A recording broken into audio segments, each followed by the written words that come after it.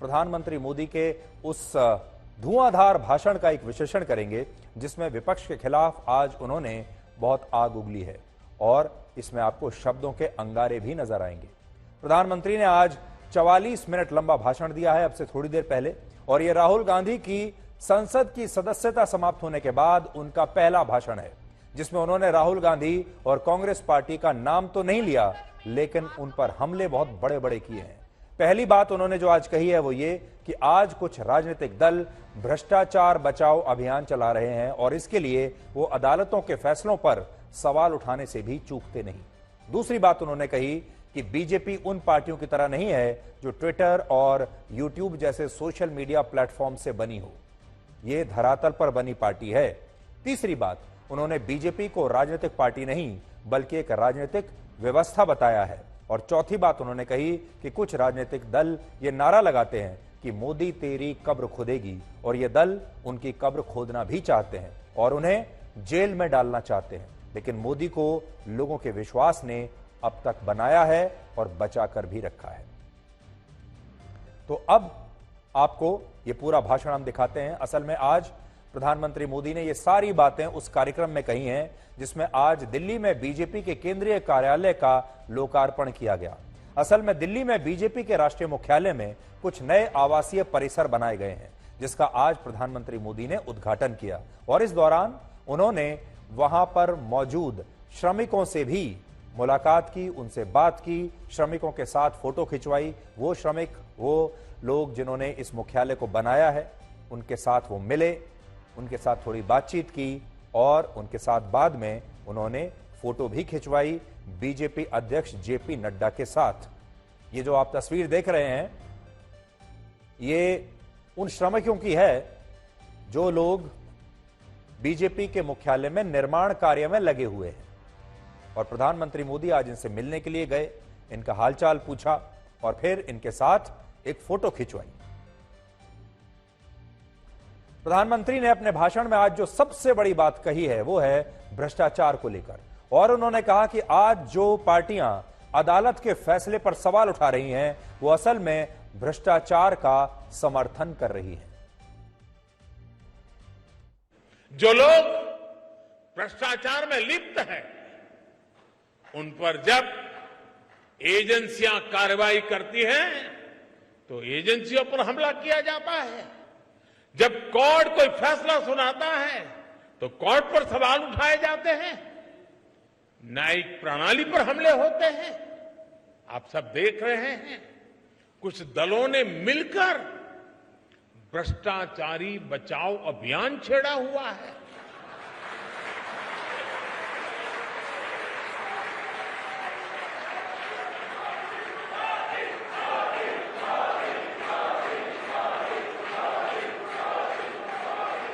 आज भ्रष्टाचार में लिप्त जितने भी चेहरे हैं वो सब एक साथ एक मंच पर आ रहे हैं। पूरा देश ये देख रहा है, देश समझ रहा है। तो आपने देखा कि प्रधानमंत्री मोदी आज यूं तो बीजेपी के मुख्यालय में थे, यानी अपनी ही पार्टी के मुख्यालय में थे, और उनके सामने जो लोग बैठे थे वो बीजेपी के ही नेता थे, बीजेपी के ही कार्यकर्ता थे।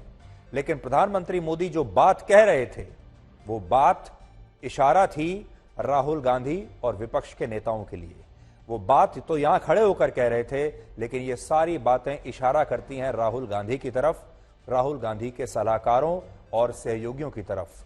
और ये जो उन्होंने टिप्पणी की है इससे आप ये मान सकते हैं कि आज उन्होंने राहुल गांधी का नाम तो नहीं लिया लेकिन जो कुछ आरोप कांग्रेस पार्टी लगा रही है पिछले एक हफ्ते से उन सब आरोपों का आज उन्होंने अपने इस भाषण में जवाब दिया है।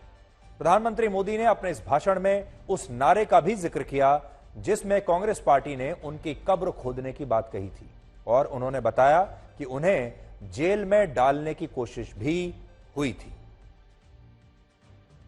बड़े बड़े नेता कहते थे जनसंघ को जड़ से उखाड़कर फेंक देंगे, ये उनके बड़े बड़े नेता बोलते थे जी। और आज की कांग्रेस कहती है कि मोदी तेरी कब्र खुदेगी।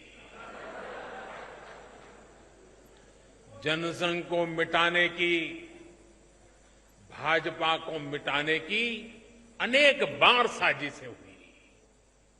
और ये तो वो लोग हैं जिन्होंने मुझे भी जेल में डालने के लिए क्या क्या जाल नहीं बिछाई, लेकिन वो पूरी तरह नाकाम रहे।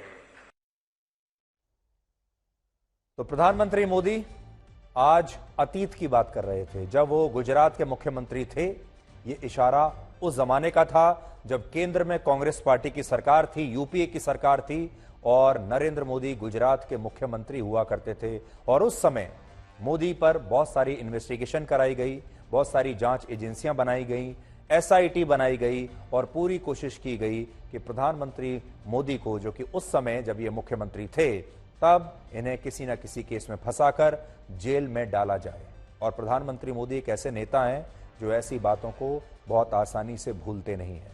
आज उन्हें प्रधानमंत्री बने हुए भी 9 वर्ष हो चुके हैं और ये जो बात है ये तो बहुत पुरानी हो चुकी है, लेकिन तब भी प्रधानमंत्री मोदी को ये सारी बातें आज भी याद हैं। और ये आज 2023 में देश के लोगों को वो बता रहे हैं कि उन्हें भी जेल में डालने का षड्यंत्र रचा गया था, उन्हें भी जेल भेजने का षड्यंत्र कांग्रेस पार्टी ने उस जमाने में किया था जब देश में यूपीए की सरकार थी। प्रधानमंत्री मोदी ने आज यह भी कहा कि बीजेपी को ट्विटर और यूट्यूब जैसे सोशल मीडिया प्लेटफॉर्म्स ने नहीं बनाया है। भाजपा ट्विटर हैंडलों और यूट्यूब के चैनलों से पैदा नहीं हुई है। ये भाजपा अपने कार्यकर्ताओं के त्याग तपस्या से बनी हुई है। भाजपा जमीन पर काम करके आगे बढ़ी है। भाजपा गांव में, खेत खलिहानों में गरीबों के साथ कंधा से कंधा मिलाकर तप करके आगे बढ़ी है। तो प्रधानमंत्री मोदी ये भी कह रहे हैं कि बीजेपी एक ऑर्गेनिक पार्टी है, वो मेहनत से, जमीन से उठकर बनने वाली, खड़े होने वाली पार्टी है। ना तो बीजेपी को सोशल मीडिया ने बनाया है, ना ही मेन स्ट्रीम मीडिया ने बनाया है और ना ही न्यूज चैनल्स ने बनाया है। यहां पर भी उनका इशारा जो है वो कांग्रेस पार्टी की तरफ है और शायद वो ये कहने की कोशिश कर रहे हैं कि कांग्रेस पार्टी ने अब जमीन पर काम करना तो छोड़ ही दिया है, जमीन पर मेहनत करना छोड़ दिया है। सारी मेहनत जो उनके जो विरोधी हैं ये अब सोशल मीडिया पर कर रहे हैं, यूट्यूब के वीडियोस बनाने में सारी मेहनत कर रहे हैं, सारी मेहनत ट्विटर पर अपने आप को ट्रेंड कराने में कर रहे हैं और सारी मेहनत इस बात पर कर रहे हैं कि कैसे न्यूज चैनल्स में ये लोग छाए रहें। लेकिन ये सब करके चुनाव नहीं जीता जा सकता, ये सब करके पार्टी को मजबूत नहीं किया जा सकता। ये मंत्र आज प्रधानमंत्री मोदी ने अपने कार्यकर्ताओं को भी दिया है और साथ में अपने विरोधियों को भी उन्होंने आज ये मंत्र दिया है।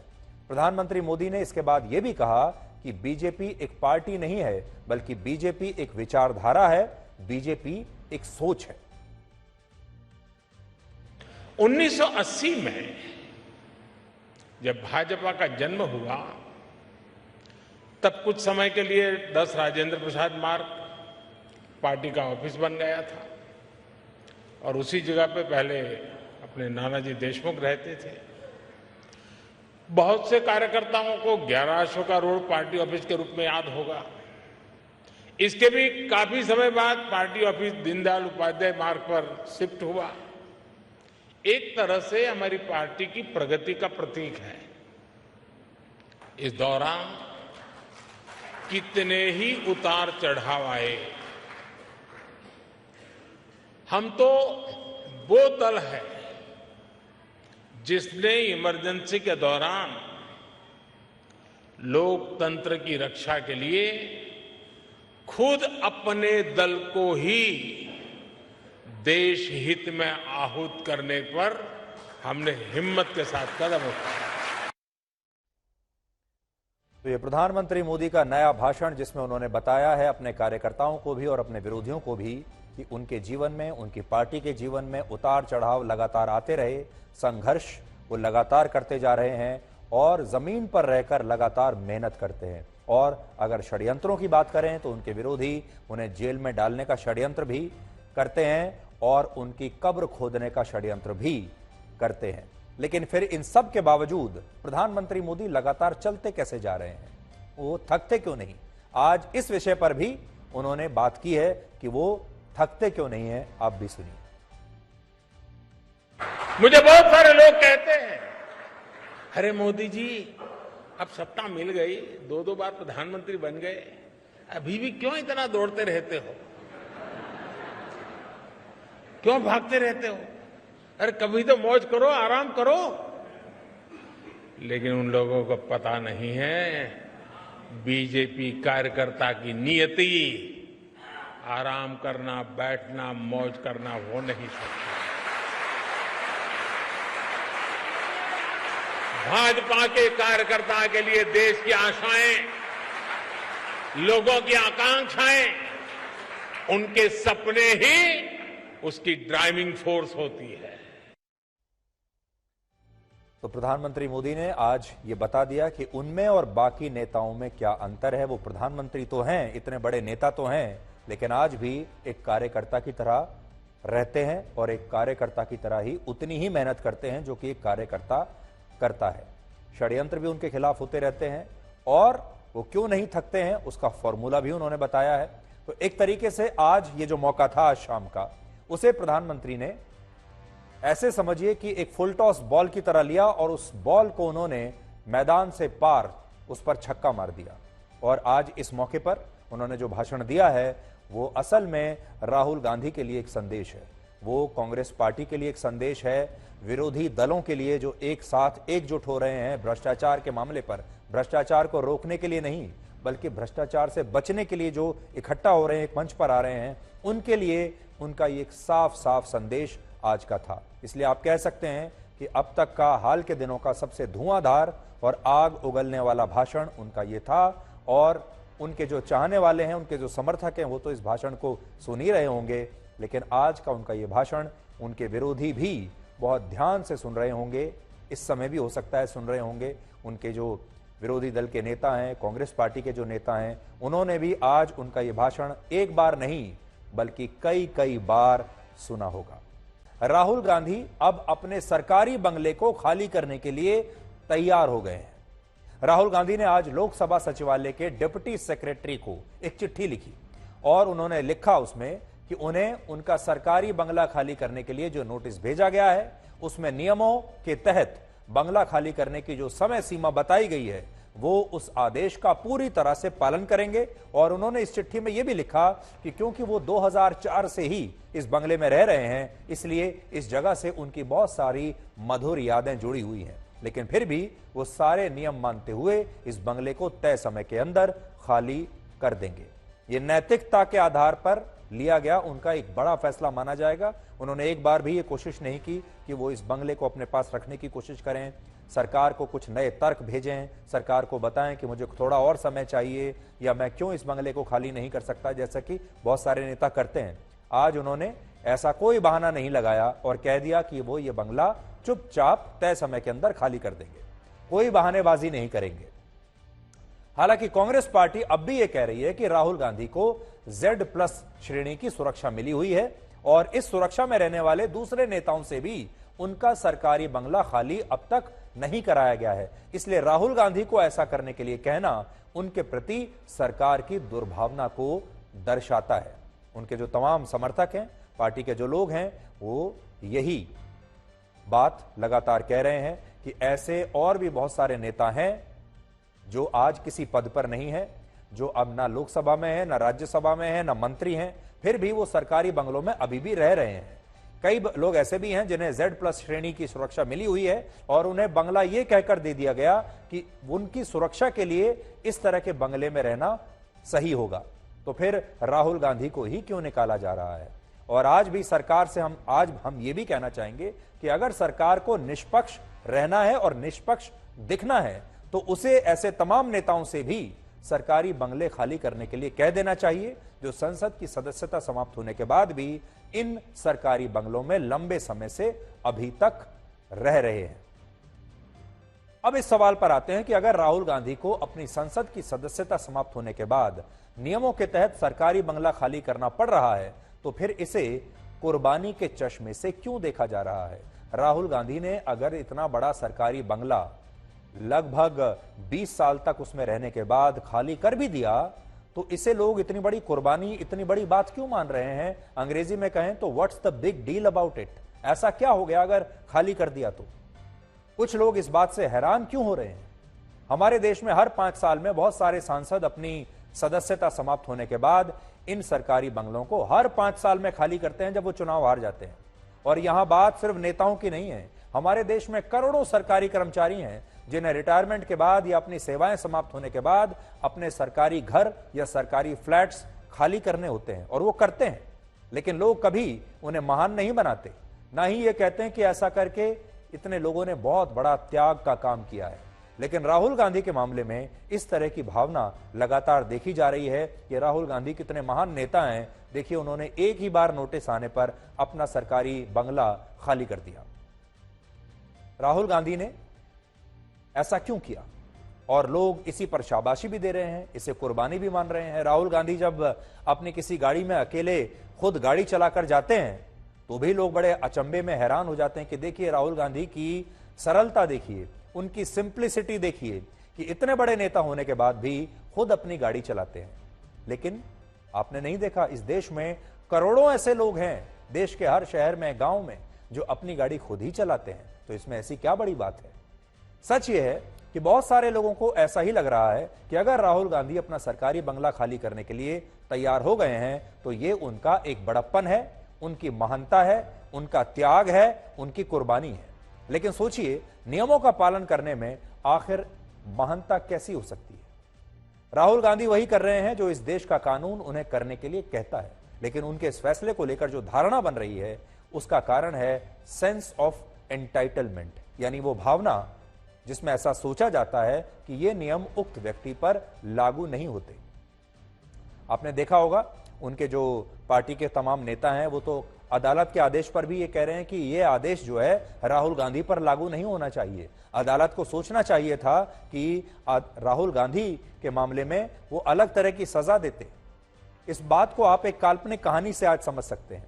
और हम जो है आपको यहां ये स्पष्ट कर दें कि इस कहानी का राहुल गांधी से कोई लेना देना नहीं है। यह कहानी एक ऐसे राजा की है जो एक दिन अपने मन को बहलाने के लिए लोगों के बीच जाने का फैसला करता है और एक रात अपने महल की बजाय किसी दरिद्र की झोपड़ी में बिताता है। लेकिन इसके बाद लोग उस राजा को बहुत महान समझने लगते हैं और सोचते हैं कि उसने कैसे अपना इतना शानदार महल छोड़कर किसी दरिद्र की झोपड़ी में रहने का फैसला किया होगा। वो राजा रात भर दरिद्र की इस बेकार सी छोटी सी झोपड़ी में कैसे रहा होगा। यानी राजा ही महान है। कहने का मतलब ये कि जब लोग किसी व्यक्ति को लेकर यह धारणा बना लेते हैं कि वो कानून से भी ऊपर है और जब उस व्यक्ति को कानून का पालन करना पड़ता है तो लोग इसे उस व्यक्ति की महानता समझने लगते हैं। बल्कि सच्चाई ये होती है कि इस देश में जो 140 करोड़ लोग रहते हैं उन सब पर एक ही कानून, एक ही संविधान लागू होता है और ये हम लोगों के जीवन में हर रोज होता है।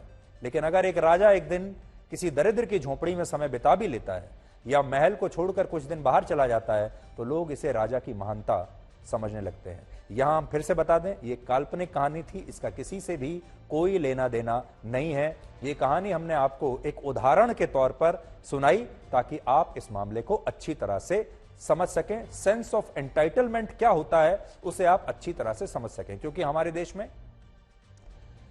हमने ये देखा है आजादी से लेकर अब तक 70 वर्षों तक, 75 वर्षों तक कि कुछ जो राजनीतिक बड़े बड़े खानदान हैं उन्हें हमारे देश में लोगों ने एक राजा की तरह मान लिया है और हमारे देश के लोगों ने स्वीकार कर लिया है कि ये राजा हैं, ये हमेशा महलों में ही रहेंगे और अगर ये राजा आम आदमी की तरह कहीं दिखते भी हैं तो ये उस राजा की बहुत बड़ी महानता है। और देश का कानून, देश का संविधान राजाओं पर लागू नहीं होता बल्कि सिर्फ आम लोगों पर लागू होता है। इस तरह की धारणा हमारे देश में लोगों में बन गई है क्योंकि राजनीति ही 75 वर्षों तक ऐसी ही चलती रही। आपको याद होगा राहुल गांधी ने 25 मार्च को अपनी एक प्रेस कॉन्फ्रेंस में कहा था कि वो सावरकर नहीं बल्कि वो गांधी हैं और गांधी माफी नहीं मांगता। आपको याद होगा, हम आपको उनका वो बयान अभी थोड़ी देर में सुनाएंगे भी और वो बयान हम निकाल लेते हैं, अभी आपको सुनवाएंगे। पहले आप वो बयान सुनिए जिसमें उन्होंने खुलकर कहा था कि माफी मांगने का तो सवाल ही नहीं है, मैं गांधी हूं, मैं सावरकर नहीं हूं। और गांधी माफी नहीं मांगते। देखिए उनका ये बयान पहले आप सुन लीजिए। राहुल गांधी सोचता है मेरा नाम सावरकर नहीं है, मेरा नाम गांधी है। गांधी किसी से माफी नहीं मांगता। और मैंने कहा पार्लियामेंट हाउस में, कहा कि भैया मुझे बोलने दीजिए ना, एक बार तो बोलने दीजिए।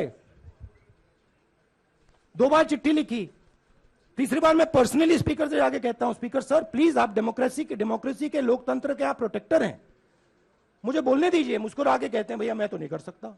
आप नहीं कर सकते तो कौन कर सकता है? शायद मुझे जाके मोदी जी से पूछना पड़े, वो तो करने नहीं देंगे। तो वो कह रहे हैं कि मैं सावरकर नहीं, मैं गांधी हूं और गांधी माफी नहीं मांगता। राहुल गांधी के इस बयान के बाद उद्धव ठाकरे गुट के नेता नाराज हो गए और उन्होंने कहा कि वो वीर सावरकर का ऐसा अपमान बर्दाश्त नहीं करेंगे। और आपने देखा होगा इसके बाद से उद्धव ठाकरे ने और उनके नेताओं ने राहुल गांधी से और कांग्रेस से अपनी दूरियां बना ली, उनकी बैठकों में भी नहीं गए, क्योंकि वो महाराष्ट्र में रहते हैं, उन्हें महाराष्ट्र की राजनीति करनी है, महाराष्ट्र में चुनाव लड़ना है और महाराष्ट्र में वीर सावरकर का बहुत सम्मान है। कोई भी मराठी व्यक्ति, वैसे तो हम ये कहेंगे कि इस देश का कोई भी व्यक्ति वीर सावरकर का अपमान बर्दाश्त नहीं करेगा, लेकिन महाराष्ट्र में तो बिल्कुल ही नहीं करेगा और इसीलिए उद्धव ठाकरे ने अपनी दूरियां बना ली।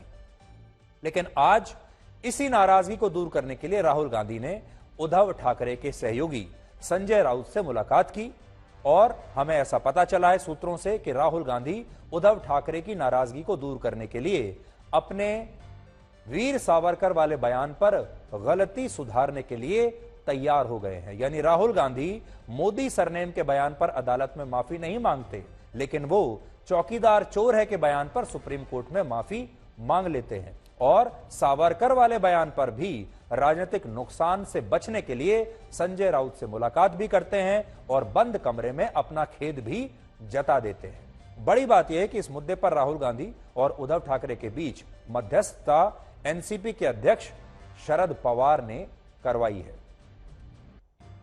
अब बड़ी बात देखिए क्या है।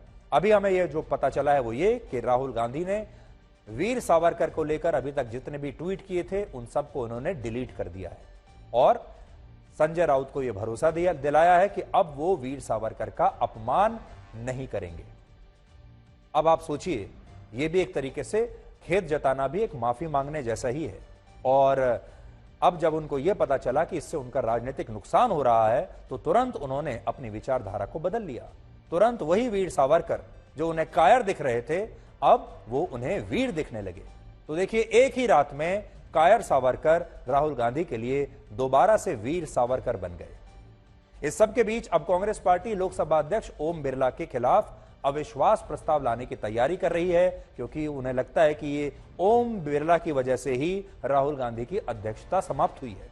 सोमवार को कांग्रेस पार्टी विपक्षी पार्टियों के साथ मिलकर अविश्वास प्रस्ताव ला सकती है और लोकसभा में अविश्वास मत लाने के लिए कम से कम 50 सदस्यों का समर्थन चाहिए और कांग्रेस के पास इस समय लोकसभा में 51 सदस्य हैं। राहुल गांधी भी होते तो 52 सदस्य हो जाते। इसलिए वो लोकसभा अध्यक्ष के खिलाफ अविश्वास प्रस्ताव लाने पर विचार कर रही है। लेकिन सवाल यह है कि इस अविश्वास प्रस्ताव को पास कराने के लिए जरूरी समर्थन जो चाहिए वो कांग्रेस कहां से लाएगी, क्योंकि कांग्रेस के पास जिन 18 विपक्षी पार्टियों का समर्थन है उन सबको मिलाकर भी अविश्वास प्रस्ताव को पास कराने के लिए जरूरी संख्या विपक्षी दलों के पास नहीं है। आज एक बड़ा सवाल यह भी है कि सूरत की अदालत द्वारा सजा दिए जाने के 6 दिन बाद भी राहुल गांधी ने किसी भी ऊपरी अदालत में इस फैसले के खिलाफ अब तक कोई अपील क्यों नहीं की है। राहुल गांधी के पास 30 दिन का समय है, जिसमें से वो 6 दिन गंवा चुके हैं और अगर उन्होंने इन बचे हुए 24 दिनों में अपनी सजा पर ऊपरी अदालत से स्टे नहीं लिया तो फिर उन्हें जेल जाना पड़ सकता है। अब ऐसा नहीं करने के पीछे 2 कारण हो सकते हैं। पहला, कांग्रेस पार्टी इस बार कोई चूक नहीं करना चाहती, कोई गलती नहीं करना चाहती, सब कुछ बहुत सोच समझकर करना चाहती है, इसलिए वो अभी भी अच्छी तरह से तैयारी कर रही है, कानूनी तैयारी, और पूरी कानूनी तैयारी के लिए ऊपरी अदालत में स्टे लेने के लिए पूरी तैयारी के बाद ही वो अपील करेगी। दूसरी बात जो हो सकती है वो ये भी हो सकता है कि अब जब राहुल गांधी गिरफ्तार होने के इतने करीब पहुंच गए हैं, जेल जाने के इतने करीब पहुंच गए हैं, तो फिर एक बार जेल जाना चाहिए। उन्हें हो सकता है ऐसा भी लगा हो, क्योंकि हमारे देश में जेल जाने को एक बहुत बड़ी राजनीतिक घटना माना जाता है।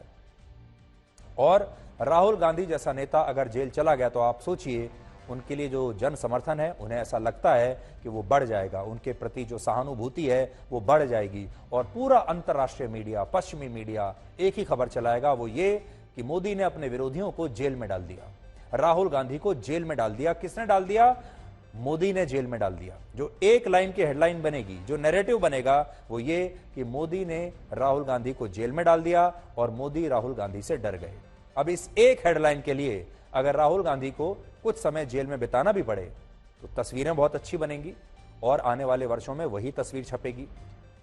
अगले साल चुनाव में जो पोस्टर्स छपेंगे उसमें भी वही तस्वीर होगी। दुनिया भर के सारे अखबारों के फ्रंट पेज पर यही तस्वीर होगी। इसमें भी तस्वीर कुछ इस तरीके की वो खिंचवाने की कोशिश करेंगे जिससे पूरी दुनिया की सहानुभूति उनके पास चली जाए और फिर इसी तस्वीर के आधार पर अगले चुनाव में उतरने की कोशिश की जाएगी। लेकिन अब कह नहीं सकते, यह भी हो सकता है कि उनकी जो पार्टी है पूरी तैयारी के साथ उनके लिए कानून की तैयारी करने के बाद अदालत में जाना चाहती हो, ताकि इस बार अगर कोई गलती हो गई तो फिर वो उसे सहन नहीं कर पाएंगे। तो दोनों ही बातें हो सकती हैं। आने वाले दिनों में यह स्पष्ट हो जाएगा कि राहुल गांधी ने क्या सोचा है। वो अपनी सजा पर स्टे लगवाएंगे या फिर जेल जाकर इस देश के 140 करोड़ लोगों का समर्थन और दिल जीतने की कोशिश करेंगे। आज पंजाब के लोग खालिस्तान बनाने की मांग नहीं कर रहे। अगर आप पंजाब में जाएंगे और लोगों से बात करेंगे तो ज्यादातर लोग आज भी यही कहते हैं कि उन्हें खालिस्तान नहीं चाहिए। मुट्ठी भर लोग होंगे पूरे पंजाब में जो खालिस्तान का समर्थन करते होंगे। अगर आप सिख धर्म को मानने वाले लोगों से बात करेंगे पूरी दुनिया में, उसमें से भी 99.99% लोग खालिस्तान का समर्थन नहीं करते। इसलिए ये गलतफहमी अपने मन से निकाल दीजिए कि सिख जो है वो खालिस्तान चाहते हैं। एक छोटी सी मुट्ठी भर लोग हैं जो ये चाहते हैं। लेकिन दुष्प्रचार की ताकत देखिए। इस ताकत ने दुनिया भर में एक ऐसा माहौल बना दिया जैसे कि पंजाब के सारे लोग खालिस्तान बनाने के लिए सड़कों पर उतरे हुए हैं, जबकि यह सच्चाई से बहुत दूर है। इस प्रचार तंत्र को आप इन तस्वीरों से समझिए। जो अमेरिका के न्यूयॉर्क शहर से, वहां के टाइम स्क्वायर से हमारे पास ये तस्वीरें आई हैं जो आप देख रहे हैं। टाइम स्क्वायर तो आप जानते ही हैं। टाइम स्क्वायर वो जगह है न्यूयॉर्क में जहां दुनिया की बड़ी बड़ी कंपनियां प्रचार प्रसार के लिए वहां लगे इन बड़े बड़े बिलबोर्ड्स पर अपने विज्ञापन चलवाती हैं। टाइम स्क्वायर एक ऐसी जगह है जहां दुनिया भर के लोग घूमने के लिए आते हैं। ये वो जगह है जहां दुनिया भर के लोगों की नजर होती है।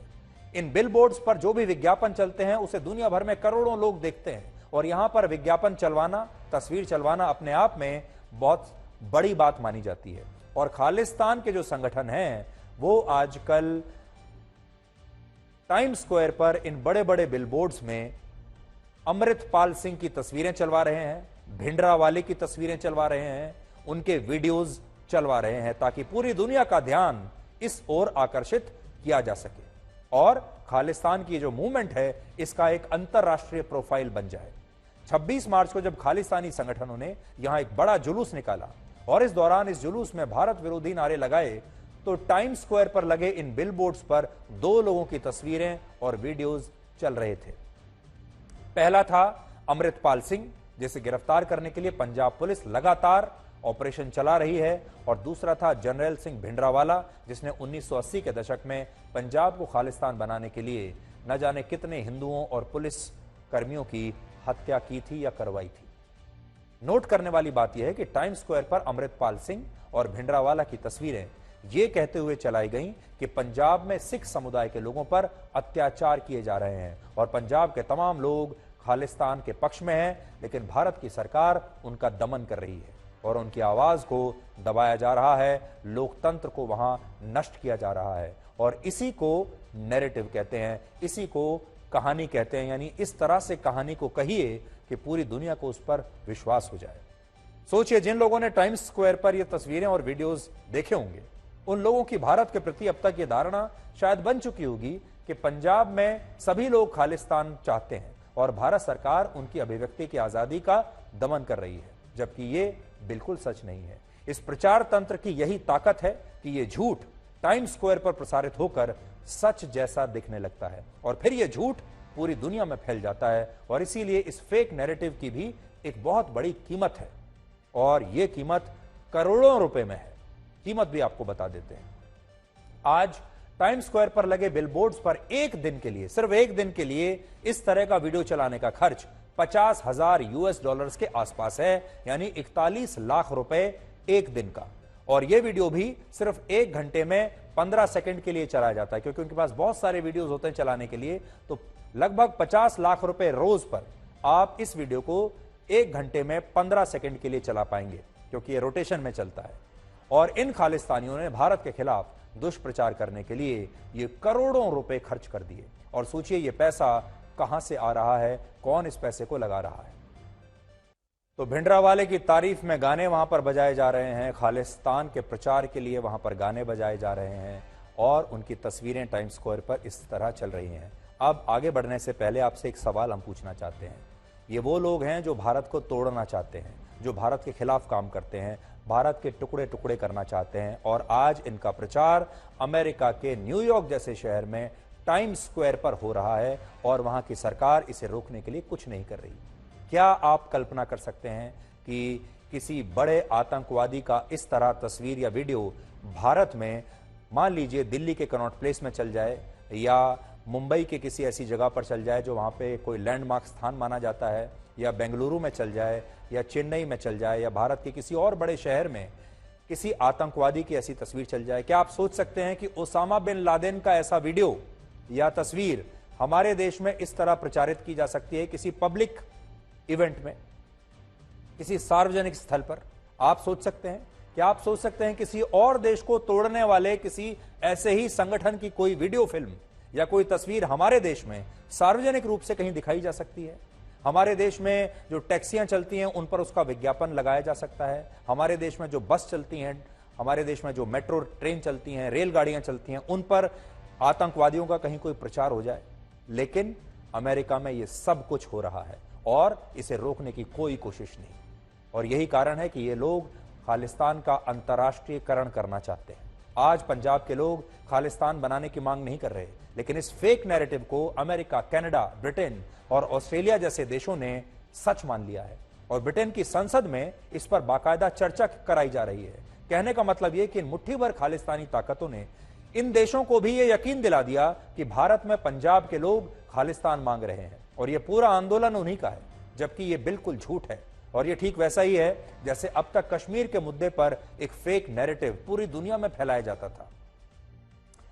आप सोचिए, जब कुछ वर्ष पहले मैं टाइम्स स्क्वायर गया था तो वहां पर जैसे आज खालिस्तान के ये वीडियोस और ये तस्वीरें वहां चल रही हैं, जब मैं गया था मैंने अपनी आंखों से उस समय देखा था, तब वहां कश्मीर को लेकर ऐसे ही वीडियोस चल रहे थे, जो कि पाकिस्तान में जो अलग अलग संगठन हैं जो कश्मीर का समर्थन करते हैं, उन्होंने पैसा देकर टाइम्स स्क्वायर पर कश्मीर को लेकर ऐसे ही वीडियो चलाए थे जो भारत विरोधी वीडियोस थे।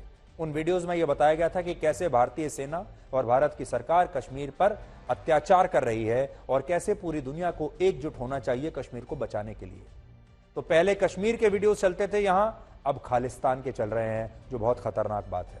आज अगर पाकिस्तान में लोगों से पूछा जाए कि उन्हें कश्मीर चाहिए या नहीं, तो वहां के ज्यादातर लोग यही कहते हैं उन्हें कश्मीर से कोई मतलब नहीं, वो तो अपने और अपने परिवार के लिए आटा, दाल और चीनी मांग रहे हैं और खाने पीने की चीजें मांग रहे हैं। आज वहां भूखमरी हो रही है। अगर आप नैरेटिव को देखेंगे तो आपको ऐसा एहसास होगा कि पाकिस्तान के तमाम लोग खाना पीना छोड़कर, आटा छोड़कर कश्मीर के लिए भूखे भी मर सकते हैं। एक और बड़ा पॉइंट यह है कि लंदन और न्यूयॉर्क से जब इस तरह की तस्वीरें आती हैं तो वहां लोग ये पोस्टर्स देखते हैं, वो इससे बहुत प्रभावित होते हैं और उन्हें लगने लगता है कि अगर न्यूयॉर्क में ये पोस्टर दिखाए जा रहे हैं तो इसके पीछे कुछ सच तो होगा ही। और इस तरह लोग झूठ के इस प्रचार तंत्र में फंसते चले जाते हैं, क्योंकि आज भी हम न्यूयॉर्क और लंदन जैसे शहरों को बहुत बड़ा मानकर सोचते हैं। हम सोचते हैं अगर लंदन में टैक्सी पर कोई विज्ञापन आ गया, इन बिलबोर्ड्स पर कोई विज्ञापन आ गया लंदन और न्यूयॉर्क में, तब तो बहुत बड़ी बात होगी। वैसे आज जब अमेरिका के टाइम्स स्क्वायर की बात हम आपको बता ही रहे हैं तो आपको नई तस्वीरें भी वहां से दिखा देते हैं कि कैसे वहां रमजान के मौके पर दोपहर और शाम के समय सड़कों पर नमाज पढ़ी जा रही है। ये तस्वीरें भी आप टाइम्स स्क्वायर से देख लीजिए, ताजा तस्वीरें हैं। नमाज से पहले वहां रोजा इफ्तार का आयोजन हो रहा है टाइम्स स्क्वायर पर ही, और ये सब कुछ सिर्फ एक दिन के लिए नहीं है, बल्कि टाइम्स स्क्वायर पर रमजान के पूरे महीने के दौरान इस तरह से सड़कों पर रोज नमाज पढ़ी जा रही है और पढ़ी जाएगी। और इसमें सैकड़ों लोग हर रोज हिस्सा लेते हैं। और इससे भी बड़ी बात यह कि वहां इन लोगों की सुरक्षा के लिए बाकायदा पुलिस की तैनाती भी की गई है। तो अब आप देखिए न्यूयॉर्क के टाइम्स स्क्वायर पर नमाज।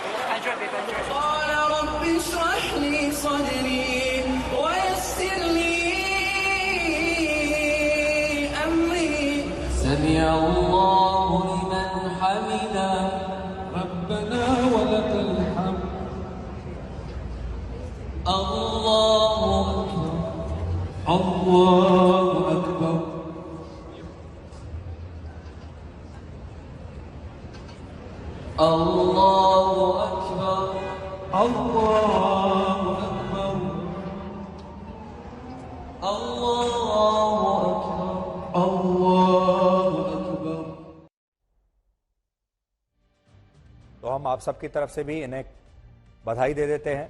और देखिए अमेरिका की जो ब्यूटी है, वहाँ के लोकतंत्र की जो खूबसूरती है, वो यही है कि वो वाकई में एक धर्मनिरपेक्ष देश है। और आपको ये तस्वीरें देखकर शायद ऐसा लगेगा कि ये न्यूयॉर्क की कोई मस्जिद होगी, लेकिन ये न्यूयॉर्क की कोई मस्जिद नहीं है। ये न्यूयॉर्क का टाइम्स स्क्वायर है, जहां पर लोग नमाज अदा कर रहे हैं। और इन सबको रमजान की बहुत बहुत बधाई।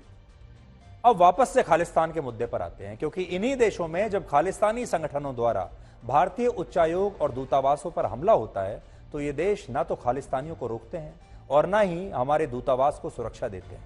और हमारा देश इस पर अमेरिका से, ब्रिटेन से, कनाडा से, इन सब लोगों से बात करके कड़ी आपत्ति जता चुका है कि आप ऐसे लोगों को रोकते क्यों नहीं है। लेकिन अब एक और बड़ा गंभीर सवाल यह है, और वो ये कि हमारा देश इन देशों से तो ये पूछ रहा है कि वो अपने यहां खालिस्तानियों को रोक क्यों नहीं पा रहे।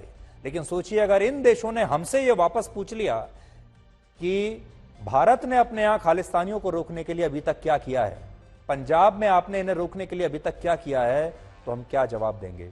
अगर इन देशों ने हमसे यह पूछ लिया कि अमृतपाल सिंह तो अभी भी आपके देश में ही है, अमृतपाल सिंह तो अभी भी पंजाब में खुलेआम घूम रहा है और पंजाब की पुलिस उसको पकड़ नहीं पाई, तो आपने अब तक क्या किया है। दूसरे देशों को दोष देना तो आसान है, सही बात है, लेकिन आप अमृतपाल सिंह को क्यों नहीं पकड़ पा रहे। पंजाब पुलिस ने अमृतपाल सिंह की गिरफ्तारी के लिए 18 मार्च को अपना ऑपरेशन शुरू किया था। हैरानी की बात यह है, आज 10 दिन के बाद भी पंजाब पुलिस इस अमृतपाल को गिरफ्तार नहीं कर पाई है। और अब लोग कहते हैं कि अमृतपाल हो सकता है नेपाल में हो। और नेपाल की सुरक्षा एजेंसियों ने भारत के आग्रह पर उसके खिलाफ हाई अलर्ट जारी कर दिया है। सभी अंतर्राष्ट्रीय हवाई अड्डों पर वहां उसकी गिरफ्तारी के लिए निगरानी की जा रही है। अब जरा सोचिए, ये कितनी बड़ी बात है कि आज हम दूसरे देशों से तो कहते हैं कि वो खालिस्तानियों को रोक नहीं पा रहे, लेकिन हमारे अपने देश में पंजाब पुलिस के 80,000 जवान अमृतपाल सिंह जैसे एक मामूली से अपराधी को ढूंढ नहीं पा रहे। इससे भी बड़ा मजाक ये है कि जब अमृतपाल सिंह किसी एक जगह से निकलता है जहां वो छुपा हुआ होता है पिछले 24 घंटों से, तो उसकी तस्वीरें, उसके वीडियोज मीडिया में आ जाते हैं। यानी अमृतपाल सिंह की तस्वीरें ही पुलिस को मिल रही हैं, अमृतपाल सिंह नहीं मिल रहा। रोज वहां की पुलिस बताती है कि हमें उसकी नई तस्वीर मिली है फलानी जगह से, नया वीडियो मिला है फलानी जगह से। वीडियोस तो दे रहे हैं, तस्वीरें भी दे रहे हैं, अमृतपाल सिंह कहां है। क्या हम सिर्फ तस्वीरें ही देखते रहेंगे, वीडियोज ही देखते रहेंगे? क्या यही बस बात करते रहेंगे कि वो पिछली रात कहां छुपा था? पंजाब पुलिस को शक है कि अमृतपाल सिंह पहले पंजाब से दिल्ली आया और फिर दिल्ली से उत्तराखंड भागा और फिर उत्तराखंड से नेपाल चला गया। लेकिन सोचिए, उसने सड़क के रास्ते हजारों किलोमीटर का सफर तय कर लिया, लेकिन पंजाब पुलिस ना तो उसे पहचान पाई, ना ही उसे रोक पाई। पंजाब में आम आदमी पार्टी की सरकार है और दिल्ली की तरह पंजाब में पुलिस केंद्र सरकार के अधीन नहीं आती, बल्कि पंजाब में पुलिस वहां की सरकार को ही रिपोर्ट करती है। लेकिन इसके बावजूद अमृतपाल सिंह अब तक ऐसे ही खुला घूम रहा है। इसलिए अब समय आ गया है जब पंजाब पुलिस से यह सवाल पूछा जाए कि अमृतपाल सिंह कहां है। उस खबर का विश्लेषण करेंगे जो ब्रिटेन के बारे में है। यह खबर आज आप सबको बड़ी ध्यान से देखनी चाहिए, बड़ी दिलचस्प खबर है। ब्रिटेन के स्कॉटलैंड में पहली बार ऐसा हुआ है जब वहां फर्स्ट मिनिस्टर के पद के लिए एक ऐसे नेता का चुनाव हुआ है जो मुसलमान है और पाकिस्तानी मूल का स्कॉटिश नागरिक है। और इस नेता का नाम है हमजा यूसुफ और उनकी उम्र सिर्फ 37 वर्ष है। स्कॉटलैंड में फर्स्ट मिनिस्टर का पद प्रधानमंत्री के पद के बराबर होता है, लेकिन क्योंकि स्कॉटलैंड एक देश होते हुए भी ब्रिटेन के अधीन है और यूनाइटेड किंगडम का हिस्सा है, इसलिए वहां सरकार चलाने वाले सर्वोच्च नेता को प्राइम मिनिस्टर नहीं बल्कि फर्स्ट मिनिस्टर कहते हैं।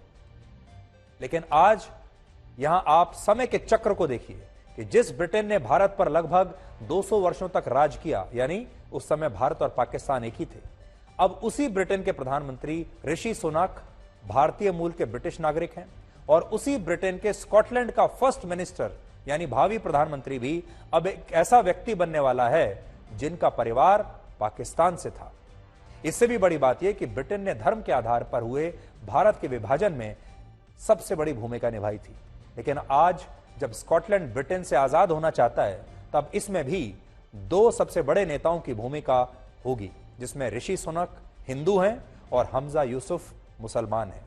और ये दोनों नेता उसी भारत और पाकिस्तान से हैं जिन्हें ब्रिटेन ने विभाजित कर दिया था। और इसे ही शायद समय का चक्र कहते हैं या कह लीजिए इसी को हम अमृतकाल भी कहते हैं। ब्रिटेन को यूनाइटेड किंगडम कहते हैं, जिसका मतलब एक ऐसे साम्राज्य से है जो संयुक्त और संगठित है और जो कई अलग अलग भागों को मिलाकर बना है। यूनाइटेड किंगडम में अभी 4 देश हैं, ये हैं इंग्लैंड, स्कॉटलैंड, वेल्स और उत्तरी आयरलैंड। स्कॉटलैंड इंग्लैंड का एक ऐसा पड़ोसी देश है, लेकिन यह संयुक्त रूप से ब्रिटेन का ही हिस्सा है। और वर्ष 1999 से पहले तक स्कॉटलैंड की अपनी कोई संसद भी नहीं थी और वहां सब कुछ ब्रिटेन की संसद के हिसाब से ही तय होता था, यानी ब्रिटेन की संसद ही सारे फैसले लेती थी। लेकिन 1997 में इस पर एक जनमत संग्रह हुआ और स्कॉटलैंड के लोगों ने बहुमत से यह फैसला लिया कि ब्रिटेन से अलग उनके देश की अपनी एक संसद होनी चाहिए। और फिर ब्रिटेन ने यह तय किया कि स्कॉटलैंड की एक अलग संसद तो वहां स्थापित होगी ही, लेकिन स्कॉटलैंड का अपना कोई प्रधानमंत्री नहीं होगा, बल्कि वहां एक फर्स्ट मिनिस्टर चुना जाएगा जो ब्रिटेन के राजा और उसके बाद ब्रिटेन के प्रधानमंत्री को रिपोर्ट करेगा, लेकिन वो एक तरीके से होगा प्रधानमंत्री की तरह ही। 1999 से लेकर अब तक स्कॉटलैंड में 6 फर्स्ट मिनिस्टर बन चुके हैं और पाकिस्तान मूल के हमजा यूसुफ अब वहां के 7वें फर्स्ट मिनिस्टर बनेंगे। और उन्हें यह मौका इसलिए मिला क्योंकि स्कॉटलैंड की मौजूदा फर्स्ट मिनिस्टर, जिनका नाम है निकोला स्टर्जन, उन्होंने फरवरी के महीने में अपने पद से इस्तीफा देने का ऐलान किया था और इसी के बाद उनकी स्कॉटिश नेशनल पार्टी में नए नेता के चुनाव के लिए वोटिंग हुई, जिसमें पार्टी के 50,000 सदस्यों ने हिस्सा लिया और हमजा यूसुफ ये चुनाव जीत गए। हालांकि हमजा यूसुफ को अभी स्कॉटलैंड की संसद में अपना बहुमत साबित करना होगा और अगर वो साबित कर पाए तो उन्हें स्कॉटलैंड के फर्स्ट मिनिस्टर की शपथ दिला दी जाएगी। हमजा यूसुफ की छवि एक ऐसे नेता की है जो अपनी संस्कृति और इस्लाम धर्म पर गर्व करता है और इस बात को आप इन तस्वीरों से भी समझ पाएंगे जब हमजा यूसुफ ने 2016 में उर्दू भाषा में वहां की संसद की सदस्यता की शपथ ली थी और इसके लिए तब पाकिस्तान में भी उनकी बड़ी तारीफ हुई थी। सुनिए उर्दू में ली गई उनकी शपथ। मैं हमजा यूसुफ ईमानदारी और सच्ची दिल से ये ऐलान करता हूँ कि मैं हमेशा हर मैजेस्टी क्वीन एलिजाबेथ, उनके कानूनी वारसों, उनके जानशीनों का वफादार और सच्ची दिल से तबीयतदार रहूँगा और इसमें खुदा वंदे करीम मेरी मदद फरमाए।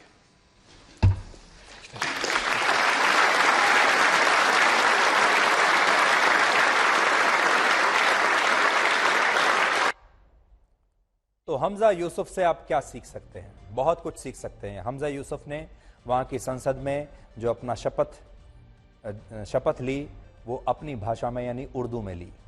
वो अपनी पोशाक पहनकर आए थे, सूट पहनकर नहीं आए थे और ना वो अपने संस्कारों को भूले, ना अपने धर्म को भूले, ना अपने देश को भूले। सब कुछ उन्होंने याद रखा और ना सिर्फ याद रखा बल्कि पूरी दुनिया को बड़े फक्र से बताया कि वो इस्लाम को मानते हैं, वो पाकिस्तान से आते हैं और वो उर्दू में ही अपनी शपथ लेंगे, चाहे किसी को समझ में आए या ना आए। इसे कहते हैं अपने देश को लेकर गर्व करना, अपनी संस्कृति को लेकर गर्व करना, अपने धर्म को लेकर गर्व से रहना। हमजा यूसुफ का जन्म 7 अप्रैल 1985 को स्कॉटलैंड के ग्लासगो में हुआ था, लेकिन उनके दादा अविभाजित भारत के संयुक्त पंजाब से थे और 1947 में जब भारत का विभाजन हुआ और पंजाब के 62% हिस्से को पाकिस्तान को सौंप दिया गया तो उनके दादा का गांव पाकिस्तान में चला गया और इस गांव का नाम था मियां चन्नू।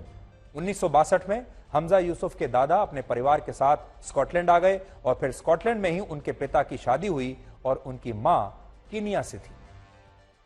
एक बड़ा इत्तेफाक यह भी है कि हमजा यूसुफ की तरह ही ऋषि सुनक के दादा भी अविभाजित भारत के संयुक्त पंजाब से थे और उनके गांव का नाम था गुजरांवाला और यह गांव आज भी पाकिस्तान के पंजाब में है। यानी अगर आप देखेंगे तो हमजा यूसुफ और ऋषि सुनक की कहानी में बहुत सारी समानताएं हैं, लेकिन इसके साथ ही दोनों नेताओं में एक बहुत बड़ा अंतर भी है। हमजा यूसुफ खुलकर इस्लाम धर्म की बात करते हैं, अपने धर्म का प्रचार प्रसार भी करते हैं, लेकिन ऋषि सुनक के लिए ब्रिटेन में कोकोनट और ओरियो जैसे शब्दों का इस्तेमाल होता है जो असल में एक नस्लीय टिप्पणी की तरह मानी जाती है। ब्रिटेन के कुछ लोग मानते हैं कि ऋषि सुनक बाहर से ब्राउन जरूर है लेकिन वो अंदर से गोरों की तरह ही सोचते हैं और वो असल में एक ब्रिट ही है, यानी ब्रिटेन के ही निवासी हैं और ब्रिट वहां पर उन्हें कहा जाता है जो ब्रिटेन के मूल नागरिक होते हैं।